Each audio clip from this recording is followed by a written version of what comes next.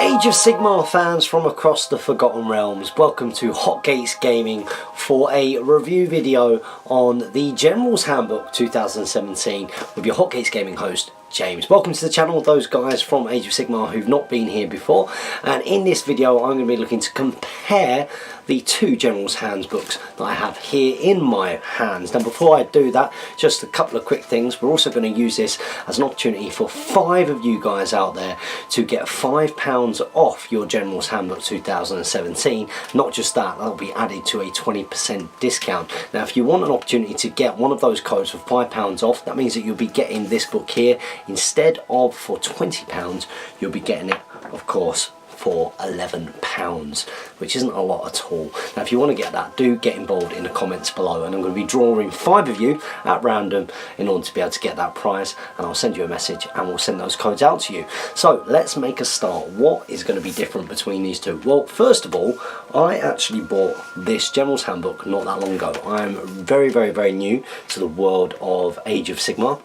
I do recommend that you go and check out some of my other content if you want to see the type of content I make here on this channel. It has predominantly been for Lord of the Rings, strategy battle gaming and Guild Ball, and also the more recent Dark Souls, the board game.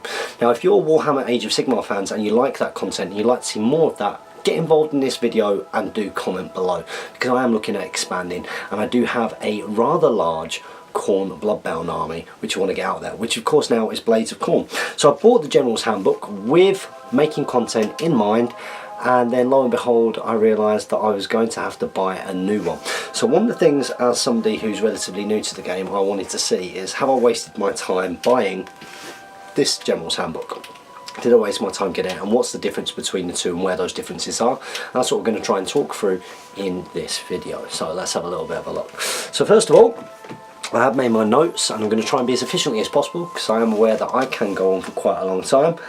Let's see what has changed. Well, the main changes across this book are very much to do with the points in the back, comparing those points, and also the different ways that you can play the games. This also allows you a huge different number of battle plans that you can play the game with, or effectively the scenarios in which you contest the various forms of the game. And I'm going to go through and try and identify as many of those as I possibly can, as many of the changes. And one of the best ways of doing that, of course, is just looking at the changes in the contents page to start off with. So when I look at the contents page, immediately I notice that the terrain and game boards section has completely gone, and it doesn't seem to have been moved into other parts of the book. We also have the introduction of open war cards, okay, which we'll talk about as we go through. Imagine that this is the video contents, as it were, of the things that we're going to talk about. We also have an expanded Coalition of Death section. So this is a different way of playing the game in the open rules format, which of course when you can basically get out whatever models you want, and it gives you a little bit of a fun format for that. We've got tons of new battle plans, and we've also got an expansion of the Triumph and Treachery form of the rules, which we'll talk about in detail, including map campaigns and empire rules. For narrative play, there's a huge amount about Time of War, which we'll go into detail of later. Again, we've got lots of new battle plans, and there is an exciting section about siege warfare and how you can do siege warfare in the Forgotten Realms. We've also got match play, which I know most people, it probably appeals to most when you've got the points values in the game. And again, we've got new battle plans and new scenarios in which you can do match play. But the biggest thing, apart from the changing of profiles, is also how allegiances and bringing allies into the game works, and we'll talk about that. There's also a war scroll update, and there's also some scenery pitch battle profiles as well, which are quite interesting as well. So effectively, Forces of the Realms is replacing Grand Alliances. So in the General's Handbook here, we very much talk about the 4 Grand Alliances, which are Chaos, Death, Order, and Destruction, of course. Whereas in this we're going to be talking about some very different types of alliances. So I'll tell you what, let's get started and have a little bit of a look. So remember, who's someone who has recently bought the other General's Handbook, I'm quite keen to see what are the big changes. And I have to say, from looking through a lot of the General's Handbook, there's a lot of text which has remained exactly the same. Now I understand that is completely fine, where you don't need to make big changes. And is this something that we're going to see year on year? Are we going to see new books? Are you going to be, so I would say, forced to buy a new one of these each year if it's going to contain a lot of the same content? Well, one of the big changes that I've found, apart from things like just artwork and some of the bits and the content that we talked about before, is actually this one seems to contain a lot more kind of examples, and you've also got like battle reports a la White Dwarf style, whereas the new one doesn't have that. It seems to be a little bit more focused and streamlined on the whole. And the first big changes that we come to when we're checking out the new General's Handbook 2017 is actually on the time of war rules, and that's this part here, and we'll see that part number 3 is completely gone. So triumph tables have gone from those time of war rules, which is quite an interesting looking change. And then the next big change we get to, and a really interesting one from my point of view, is the open war cards. This is going to bring about a different way of playing the game and will add a little bit more variety in terms of how you build up your match play. And that's because you have some random cards, and you've got your map cards, you've got your objective and sudden death cards, and then you've also got your twist and ruse cards, which are shuffled together. And this is going to apply a different way of playing the game. You can chain these together into being a little bit more like a campaign. This is going to really kind of add to a randomness in the game, I think, so that you're not just playing the same old things. Sometimes you'll want to know exactly what you're doing, but sometimes you might think, right, okay, well, this will be a little bit more balanced between me and my opponent if neither of us have got any idea what kind of map we're going to be playing on and what those objectives are going to be. And then we've got the introduction of the twists as well, which is something that's quite interesting, and that's quite a big change from one to the other. Now, that is specified for open play here, but I actually can see a situation where you might introduce something similar even in your matched play, just to add that little bit of variety. And with that in mind, they do actually make the suggestion of an open war tournament and how you would use these open war cards to run a tournament using open play. So remember, one of the things that the General's Handbook was quite keen to do was to introduce 3 distinct styles of play. Of course, you had open, you had narrative, and also matched play. So this is a way of actually bringing that open format into the tournament scene. Now, some of the next changes that we come across are actually some very, very slight subtle wording changes in the multiplayer side of the game, and a big part of that is to reflect the fact that alliances are very much changing going forward into General's Handbook 2017. Now, one huge area of expansion is again in the open play section, and that is the massively expanded Coalition of Death version of playing the game. So previously this just made up a little part here that wasn't massively sort of exaggerated in any kind of way, shape or form. No real kind of depth to that Coalition Death, which is a battle royale format of the game, or a multiplayer way of playing the game where you may be playing doubles or the like. But now that has this huge section, a huge couple of pages here that goes into a massive amount of detail. So big ones are that there are different ways of matching up how you play the game, or how you actually choose who you're playing with in that multiplayer version. So if you and a group of mates turn up, instead of it being like, well, us two are going to be together, you can either do it like you did back in school, where you roll to see who selectors are. They're going to roll off to see who gets the highest dice. Whoever gets that gets to pick who they want to play with them first. And you can do this with like a huge number of players. It doesn't just have to be sort of 2, 3, 4, 5 players or like, which is one way of doing it. You can do it by number of wounds, so you actually match up, so your teams have got equalish wound counts. You can also do this by points, of course, which comes across from the match play. You can also do it in a confederation format, which I won't go into detail of because it's all there in that book, or you can actually have a games master. And if you've got a games master, that person kind of steps out of the game. They can involve themselves as and when they want, but they come more like a referee, and they're effectively there to say, okay, I'm in charge. You two, it makes sense for you two to play against these two, and when this happens, I'm going to come in and I'm going to do that. So Coalition Death's got some other features as well. One of them is this huge divine intervention table, which is really, really interesting. So for example, I'm going to be playing as Khorne, divine intervention for chaos. It means that something can happen in the game which is going to be like a huge catastrophic or cataclysmic moment, and again, it's just to add to all of that kind of structured but fluff kind of cool play, which is what open play is trying to go for. So chaos, when at least half of the enemy's coalition starting units have been slain. One of their powers, for example, they can add 1 to damage inflicted by melee weapons using the friendly chaos models until the enemy's next hero phase, which is, you know, a really cool addition. There's loads of cool ones for the different grand alliances there. And another area where you've got another cool table is their finest hour. Now this really is interesting. You roll a dice to see what turn this would happen on, and you do this at the start of the game. So let's say you roll you roll your d6 and it's 4. For example, I think it's d3 plus 1, make a note of the result, and then on that turn you would roll a d6 and you can get one of these effects which will happen on that turn no matter what.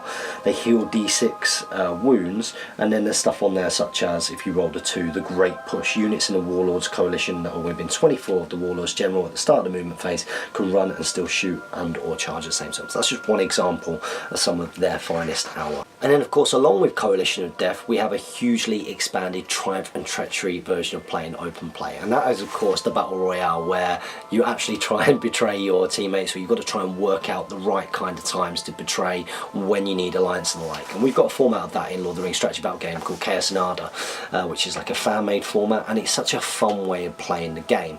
Now, one of the cool things that they've done for Triumph and Treachery is that they've also made a way of having like a Triumph and Treachery map campaign. So there is sort of a grander strategy at play where you and your teammates, there are various places on the board, and actually you start looking at it and going, well, that person started to take over a few in our linked campaign, so it makes sense to betray them. And there becomes this kind of grander strategy, and I guess it's there to prevent cliques and to also have, you know, more coolness, more linked play, which is very much what this General's Handbook, particularly on the open and narrative play, seems to be about. And there's a bunch of things in there, such as defining what rolling off is, which I know it seems simple, but you know, some people might not know, and you do see that in this General's Handbook. You know, areas where maybe particularly new players might have got confused on traditional wargaming in terms of doing things, they filled in those kind of gaps. So rolling off is explained, they talk about player turns, but then they've got a really cool thing with Triumph and Treachery. So you've actually got victory points, bribe points and treachery points, which all kind of come together as a kind of currency, which you can then use on the treacherous axe table, I think it's called, which, you know, there's tons of really interesting things on there, and you can imagine them being incredibly fun to play. And they've also added secret objectives to that for another layer of how you're going to play those games. And if you are playing that as part of a more linked campaign, there are also spoils of war and more kind of incentives. So you can see they've really kind of built up these different ways of playing Age of Sigmar. So as you can see, a lot of thought's gone into open play and expanding the different ways that you can play the game, and I would probably think that those are going to be best for introducing new people to play Age of Sigmar, for beginners, particularly kids and the like. I would imagine that's gonna really appeal to people who maybe are buying the models that, you know, just because they've got the pocket money or it was a Christmas present or like, and they just want to use what they've got. They're not really thinking about things maybe such as putting together points armies. Now we know that they exist, but I think that open play is very much a great way of getting new people involved in the game. You can definitely see some fun stuff there. And of course, another side of that, or next level of that, is your narrative play. Now the big area of expansion in narrative play seems to be time of war rules, and time of war rules are very much about the different dominions across the, you know, the realm gate wars, as it were, and the rules for those environments and those times and those events and how they can impact on the game. So for example, on the Iron Holds, there are rules for iron trees and rust and steel and rust plague and steel rain and transmutation of lead. So for example, rust and steel, in your hero phase, roll a dice. On a roll of a 1, inflict rust plague on an enemy unit. On a roll of a 6, inflict steel rain on an enemy unit. And then of course you've got what those are. So rust plague is pick an enemy unit that can cover, subtract 1 from any save rolls for that unit for the rest of the battle. And these are kind of environmental based rules which are going to impact your battles, which is really cool from a narrative point of view, especially if you're then linking that together to campaigns. You've got to make the decisions on, you know, which kind of areas you're going to try and take over and the like. And then beyond time of war, the next area of huge expansion is the siege part of the game. Now Siege games, they're given 2 battle plans for you to play Siege Warfare in the world of Age of Sigmar. It's very much about determining who is attacker, who is defender, and then there seems to be a very kind of rock, paper, scissors sequence of events which you can gain an advantage whether you are defender or attacker. And that seems to come from whether you decide, in secret, whether you are tunneling as a siege tactic, whether you're trying to starve your opponent, or whether you're trying to batter. And then you've got a roll which then you resolve the effects of. So, I mean, if you were the defender, you're like, right, okay, well, I think this opponent will probably want to, starve me out. And there are effects to these siege tactics. They're going to want to starve me out. You might do that, and if the attacker secretly puts that that's what they wanted to do, then that's a benefit to the defender because they were able to supply provisions, which is going to help them out. Whereas if they didn't, then there are effects to their role, and that can then start inflicting wounds on units, as an example. So that seems like a really, really cool approach to siege tactics. It is a little bit rock, paper, scissors, but narrative play, bit of fun. And a really nice little touch, I do like the fact that the defender gets to set up the terrain, or at least 5 terrain pieces, it says, around the position that they're defending, which, that's really cool from a home ground point of view, and I even remember doing things like that when I was a kid. And then of course we come to the big changes about matched play.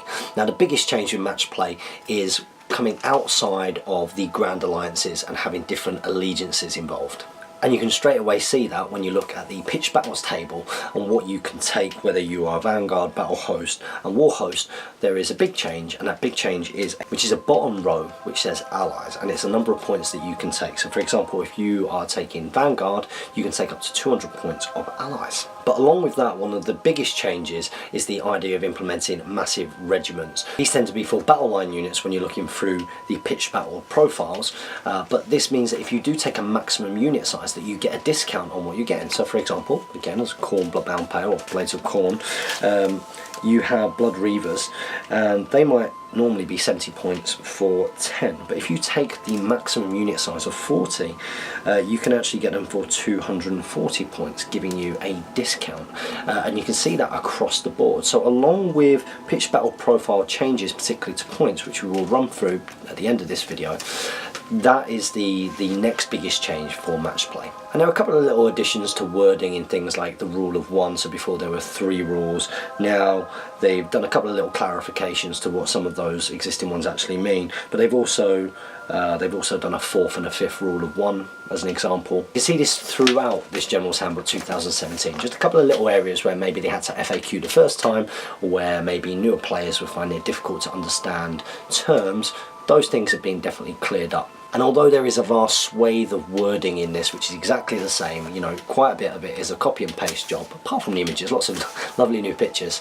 Although that seems to be the case, a lot of the wording across the book is very much to do with changes to do with allies in particular. Now the biggest addition, I think, from getting these books, apart from updated pitch battle profiles, which will be important for everybody playing the game, is of course all of the new battle plans, and there are a lot of them, and that in itself is a huge part of the resource of getting this. So you could still get the old General's Handbook and it still be valid, because it's still providing lots of different ways of playing the game. Your old General's Handbook is still going to be good, but this is just adding to that, and that's really what you want. Now, could they have done that where maybe there was a sort of a smaller supplement? Possibly, but I think £20 for a book of this kind of thickness, especially if you're getting it from a local gaming store, such as in the video links below. If you are getting it from a local gaming store and you're getting a 20% discount anyway, and then of course if you're entering into my competition you're getting £5 off, if it's coming to just over £10, that's not too bad considering what we would normally spend on models and the like. That's my personal opinion. So remember, those big changes in match plays are particularly to do with allegiances, so no more have we got just the Grand Alliances.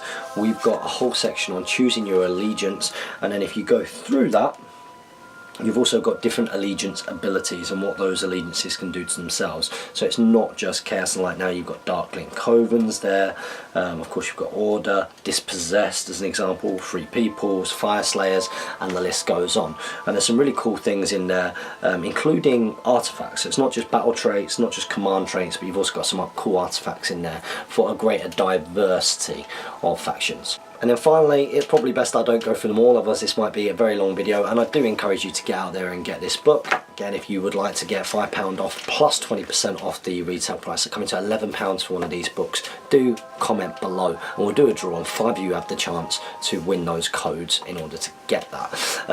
But as examples here of some of the points changes, they have actually put little stars next to things which have changed, which is really cool.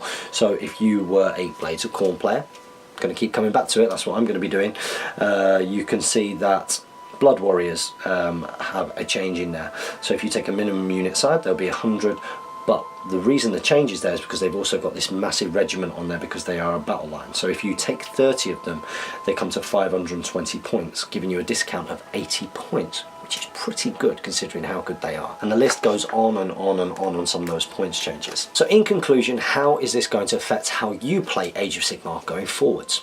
Well, if you're looking to have fun games, if you're looking to introduce new people into the game and you like casual play, then the different ways of playing open play are definitely going to be for you. They seem to add a little bit more structure to what were before a guideline that you can basically go and do whatever you want. There are more ways of linking play, it seems, and then when you get to narrative play, the fact that you can also have these cool siege battles and the like really adds to things. And there are a vast swathe of new battle plans across the whole of the General's Handbook. And that's in all 3 different ways of playing the game. Match play is vastly different because of the allegiances, and there are also some subtle changes to the points values of different units, particularly when it comes to the introduction of massive regiments which give you discounts for taking maximum unit sizes. I do hope that this has been a decent summary for you of what to expect when you do get yourself your General's Handbook 2017. And if you'd like to see more Age of Sigmar content here on Hotgates Gaming, and you like the kind of content that we do in terms of battle reports, because that's what this channel is mainly about entertaining battle reports, then I would like to hear from you. Do put a comment in the section below. And remember, by commenting, you do give yourself a chance to win a £5 off code and also 20% off the order your General's Handbook 2017. We're having good games over here. Hope you guys out there are having a good game, and look forward to seeing you soon for some more Hotgates Gaming content.